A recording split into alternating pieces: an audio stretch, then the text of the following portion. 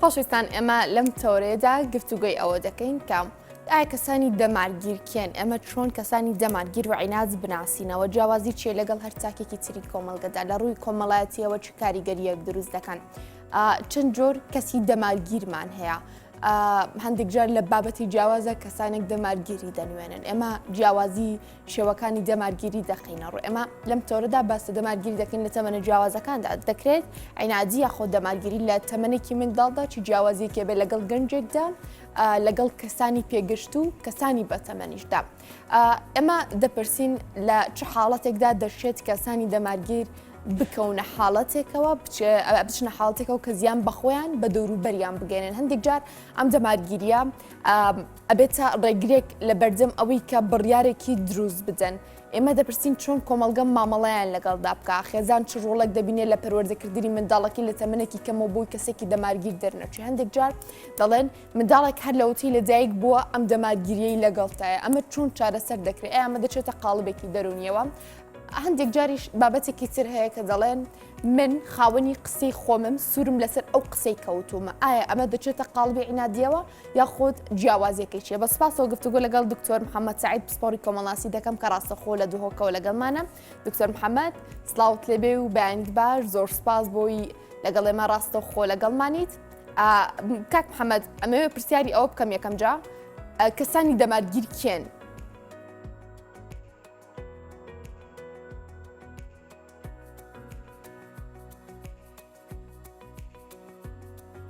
دکتۆر ئەگەر گوێبیستی منی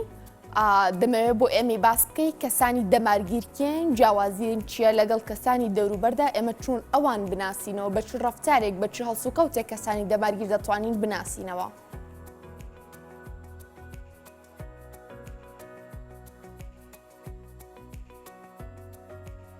دیارە گرفتێک هەیە لەوەی کا دەنگی من ناگاتە دەنگی دکتۆر محەممەد دکتۆر دەمەوێت دووبارە سپاس بکەم بۆی ڕاستەخۆ لەگەڵ ئێمەدا بەردەوامی من وەکو یەکەم پرسیار دەمەوێت ئەو پرسیارە ئاراستەی تۆ بکەم کە تەوەرەکەمان سەبارەت بە کەسانی دەمارگیرە با یەکەم پرسیارمان ئەو بێکە ئایا کەسانی دەمارگیرکێن ئێمە چۆن بیان ناسینەوە بەچی شێوازێک پێناسە دەکرێن دەمارگیر دەچێتە قاڵبی نەخۆشیەوە یاخۆ چی؟ بەڵێ بەڕاستی ئەو کەسێ دەمارگیر بیتن لە هەر تشتێکی هەبیتن لە هزرێکی بیتن ئەن لە هەلویستێک بیتن ئەن لە ئۆڵێکی بیتن وەک مەزهب ئەن لە ئاینێک بیتن خۆی دەبینیتن ینی خوسا خود بینیتن ئەو مرۆڤێکی ڕاست و درستە مرۆڤێکی هزراوی و فکراوی گەلەکە درستە و کەسێکی بەرامبەروی هەمی نەدرستن یعنی کەسانت خەلەتن کەسانت سەرپێچن کەسانت لاوازن بەرهەندێ ئەو هەلبەت ئەگەرت خۆی تێنی سەرویکاری لەما دەبینی دەمارگێری ڕاستی نەخۆشیەکە جڤاکیە دەبێژین یا سیاسیە یا هەمیش کلاوەیە بەس نەوەک نەخۆشیەکە تەندروستیە بەلکی کارتێکردنی لێ بکەتن بیتە نەخۆشیەکە تەندروستیش ینی وەکتی هەردەم بینیتن بیانەه حەز و کەرب و کینش هەموو کەسەڤەت بن هەموو هزرات بینیتن نەفسیان سایکۆلۆجیان نێ مرتاحە نێ ئارامە چونکە بەس خۆت بینیتن کەسێک تر نابینیت زۆر باشە دکتۆر دەمەوێت لە ئێستا پرسیارە بکەم چۆن جۆرمان هەیە لە کەسانی دەمارگیری هەندێک کەس لە هەندێک حاڵەتی جیاوازدا تووشی دەمارگیری دەبن دەکرێت ئێمە کەسانی دەمارگیر بۆ چەند بەشێک پۆلێن بکەین بەێ پڕاستیاوێ دەمارگیری بۆ چەند جۆرەکە هەیەنە دەمارگیریە هزری دەمارگیریە حەت عاتفی دەمارگیریە نەتەوەیی دەمارگیریە ئۆڵی دەمارگیریە وەرزشی هەیە دەمارگیری بەش هەمیان مەترسی تر ڕاستی ئەو دەمارگیریە ئاینیە ئەو ڕاستی گەتە ئاستەکە وسات بژنێ تەتەڕوفێ حتا هەممی کەسە دەورە خود بەرەی خود بینیتن کەسانت خراپ کەسانت بیرۆچوونەکە یا مرۆڤایەتی یا هزرینەوە بەرە خودەتێ لەما دەبیت هەولدانت گەتن بۆ هەڤڕێکێکە مازن چی بیت نەهێلتت وجودێدا نەهێلتن ئەو شەمیە خراپترە زۆر باشە دکتۆر ئەتوانین ئێمە بڵین کە ئەو دەمارگیریە کە تاکێکەیەتی دەشێت بگەڕێتەوە بۆ متمانە بەخۆبوونی تاکەکە بەخۆی متمانەبوونی بە بڕیارەکانی لە ژیانیدا دەکرێت متمانە بەخۆبوون و دەمارگیری بێکەوە پەیوەست بکەین بله هلبت چونکو اف دمارگیریه براستی شتتن دمه وەک نەیەکسانیت بینیت نەدادپەروەریت بینیت وەک خۆت بینیتن خۆیەتیە خۆ قەبارێکێ مازنە کەس برسینگێ خۆ نابینیت یان ژی بەرۆڤە ژی هەستێکت کەتن کێماسیەکە خۆیەتیە خۆیە هەی دەمارگێریە کەتن و بارابتر ژی سەرپەروەردەکردنا جڤاکی یا خەلەت خێزانێ دەست پێت کەتن ئان کەناڵێت دەوروبەرە یت هەواڵا یت هەر ڕخراوەک بیت ئان حزبێک بیت پارتێک بیت لێ کار بکەت دمینە دەمارگێریە ئێلوی تونتر لێ تێتن زۆر باشە تاک محەممەد دەمەوێت بپرسم جیاوازی چێ لە نێوان ئەم دوو کەسایەتیە کەسانێکێ دەڵێن من سوورم لەسەر قسەی خۆم من خاوەنی قسەی خۆمم لەگەڵ کەسانی دەمارگیرە ئەمە چۆن جیاوازی ئەم کەسانە بکەین وانا دمارگيري بخوجي براستي قالك فيلسوفة طبعا من ضمن وان جورج بلسيانا بيشتن تو مانديبونك زيادات بهدف بأرمانج هيج أرمانج الدنيا لبرهندي حتى يعني هي شيتاتيا اخفنا يا هي عند بيجي كريزي تولك اخفنا شيتاتي ان يا دانستاندنه يقول تاچ ارمانج نبل دور برد خو تو هر مجرد دمارگیر بی تو چه فاین آبینی چون خود دمارگیری جی دولاینید هین دمارگیریا پوزیتیف یای و دمارگیریا نگاتیف های باشا دمارگیری پوزیتیف و دمارگیری نگاتیف چیه دکتور جوازی ام دوانه من بو باس بکەیت بله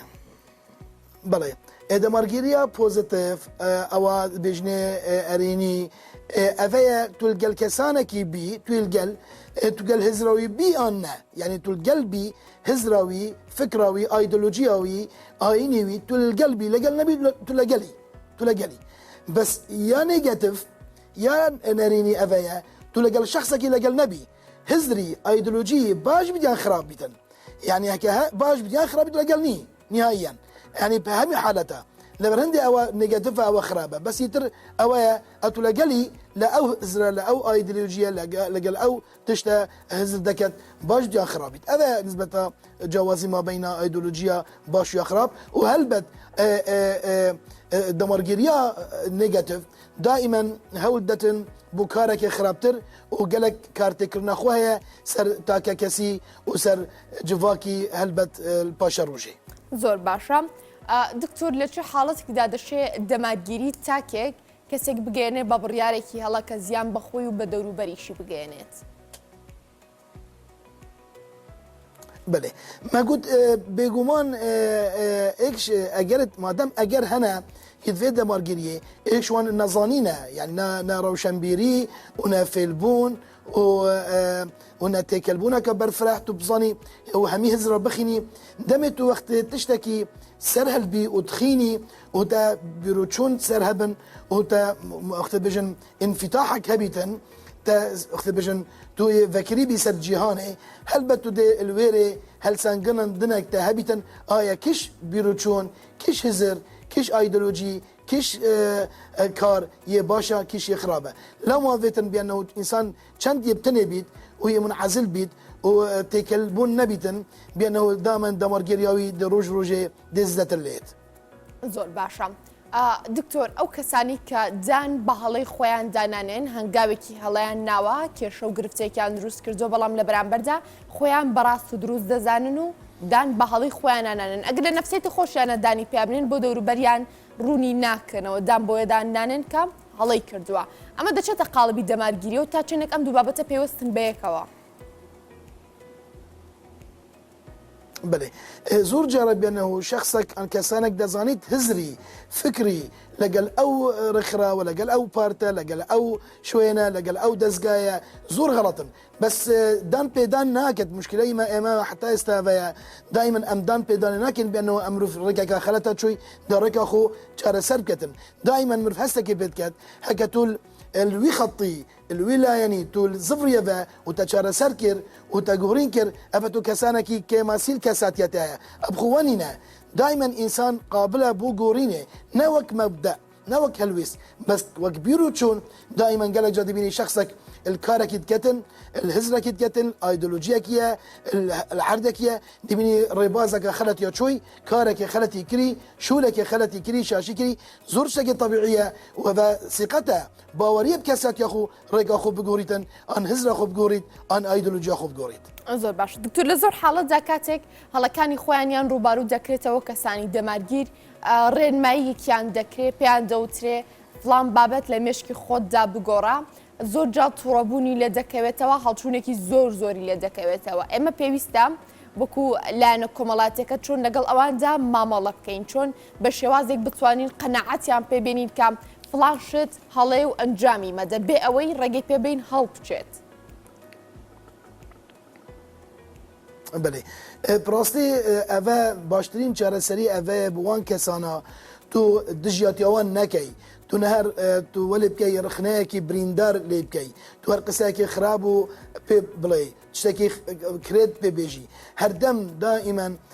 دانستاندن باشترین ریگای بو هنده تو ویب کنیه سر ریگای کی او بیت سر کاره کی او باشترین هزر ورگیدن چونکو دائما انجامت دژاتیه و هفرکیاتیه گلوی کسی برانبرته تو حس کی بیت سر ریگا باش چند تو هفرکی گل کی و دژاتی بکی انجام تو دخرابتر بیتن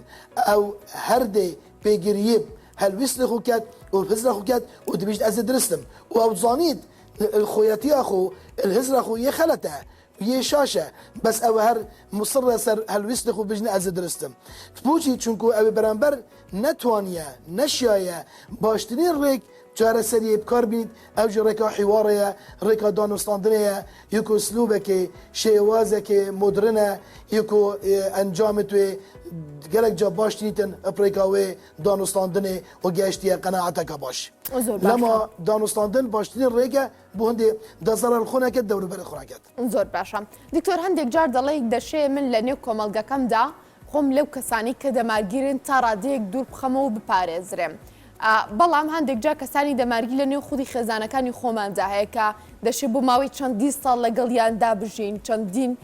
کاتژمێر لە ڕۆژەکەدا ئێمە لە ماڵ و لەگەڵ ئەواندا مامەڵە بکەین تعامل بکەین چۆن لەگەڵ ئەم کەسانەدا مامەڵە بکەین کە لە نێو خێزانەکە خۆمانن و زیاد لە پێویست دەمارگیرن. هلبت دسبيكو يمقود يسر پروردكرنا جواكية وبجنة تنشئة الاجتماعية الخاطئة بعربي دم وقت پروردكرنا ويا جواكي الدسبيك البنياتي سركي خزانة دا پروردبو دايكو بابي هدو كسان دمارجير بين هلبت اوجي تند العنف يولد العنف تندو تيجي طبعا تعصب هلبت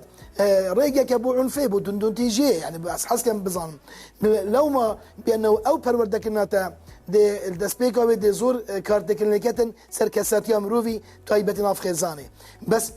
جاره سربيدن يعني بوشي جاره شوا جاره سربيد دي من تلوينه بيونديوي قال قناله دورو برا قال قطاب خانه قال خاندنه قال روشنبيرا قال رخرا وجماوري قال حوالا قال سوشيال ميديا كارد باش قناه باش كاركتن دي بني بانه دمار جرياوي تيتا غورين نمعنا وزاروكانية دي كارتيكن اللي كاتو حتى نخير غورين دي تشيبيت بس اوجي بينغاف انا اختب انجليز بجن ستيب باي ستيب دي باشا دكتور هندك جار هيك كسانك هند دمارجيرن دانيشتوا تو زور بهمني بس موضوعك كيتو بس اتوي سري بابتك بكيتوانه يكسر بهالترونيكي زورو والله ما اتو كاصلا هاد ناوي قسكو تواو كيت لەگەڵ ئەمانەدا چی بکەین چۆن مامەڵەیان لەگەڵدا بکەین هەندێک جار هەڵەکانی خۆیان لە ئەستوی ئێمەش دەبیننەوە.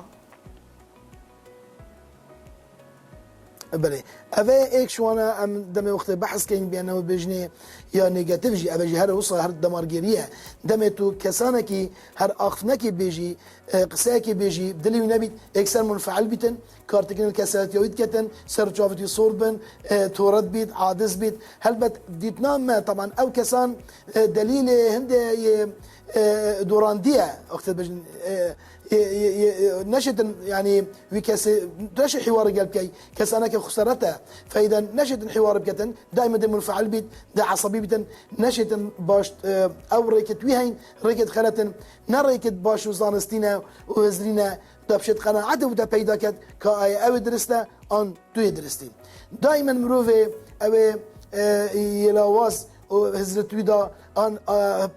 بيرو باورت ويدا ايديولوجيا ويدا دبني دائما منفعل بيتن وعصبي بيتن اوجي خرابتنين ريكاب وحواري ودائما يدوران دياو زۆر باشە دکتۆر زۆر باسی کەسایەتی کەسانی دەمارگیرمان کرد ئێستا پێمان بڵێن کۆمەڵگە چۆن لەم کەسانە دەڕوانێت کاتێک تاکێ کەسێکی دەمارگیر لە بەردەمیایەتی چۆن لی دەڕوانێت. بل البته او طبعا نسبتها جواك وقت كسانك دمارجير بينيتن البته باشتر او بانه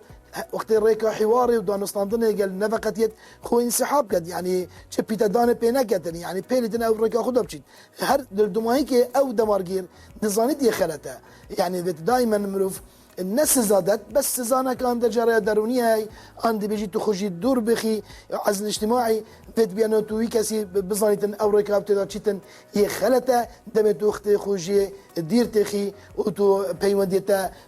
بيش لا واستربن من تلوير سروي شخصي كساتياوي هكا تبزاني هدا مارجيريا ودجارة سربيتن زور زور باشا تو بيوندي بيبكي خونيزيكي توي ريكت باش وخراب بوجه دستنشان کی باشی کامه و خرابی کشکه. زۆر باشە دکتۆر ئەشێ ئەو کەسایەتیانی کە دەماگیرین لە نێو کۆمەڵگەدا تووشی دابڕانی کۆمەڵایەتی بن کەسانێکی زۆر لە دەوروبەریاندا هێندە هەوڵیان داوە لەگەڵ کەسەکەدا کە قەنەعەتی پێبێنن ئەو شتە بکە یاخود ئەو شتە هەڵەیە پێویست نییە بیکەیت یاخود دانست بەکردنەوەی بابەتێکی بچووک هەڵچوونی لێ بکەوێتەوە ئەشێ دەوروبەرەکەی کۆمەڵگا لێی دوور بکەوێتەوە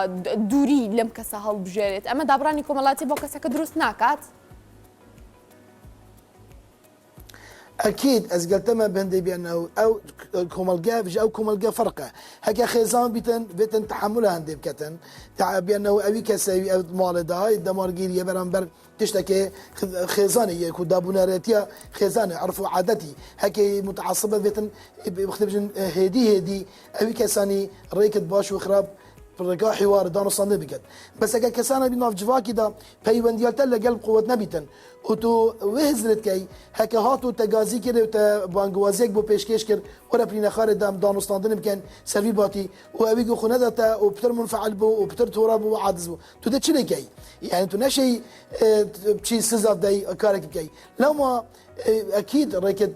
يعني ميتا بيرتو اكيد حوالكي كسانكي بيجي هرب يعني بزانت اف كسانه انسانك ركا كوي خلته بلا بس دم وقت الدموع هيك شنبيت تشرك دينيا يعني